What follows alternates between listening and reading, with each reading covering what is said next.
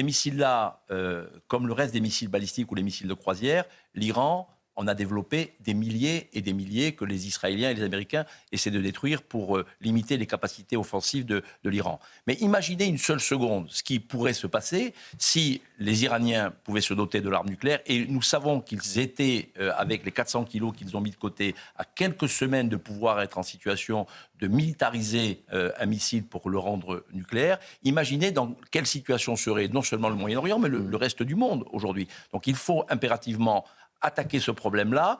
Les Israéliens, les Américains ont parfaitement compris qu'ils n'avaient plus le temps. On a assez tergiversé. Malheureusement, les accords de 2015 sur le nucléaire iranien ne concernaient pas le balistique, ne concernaient pas l'arrêt de toute activité d'enrichissement de l'uranium. C'est-à-dire que, tranquillement, grâce aux dizaines de milliards de dollars que la communauté internationale a donné aux Iraniens lorsqu'il y a eu la signature de l'accord de 2015, eh bien, les Iraniens ont pu utiliser cet argent, non pas pour construire des écoles ou mettre en place des hôpitaux pour la population, mais développer ce programme de balistique qui est une menace existentielle pour l'ensemble de nos démocraties, parce que si on dit 2000 ou 4000 kilomètres, c'est pas la même chose, et si on dit armée avec 1500 kilos d'explosifs ou avec une charge nucléaire, c'est encore une autre dimension. Voilà pourquoi aujourd'hui, et la communauté internationale, et les Américains, les Israéliens, tout ce petit monde doit faire cause commune. Je pense qu'ils commencent à le comprendre, parce que là, nous sommes à la veille de l'apocalypse. L'apocalypse, ça va nous concerner tous. Alors aujourd'hui,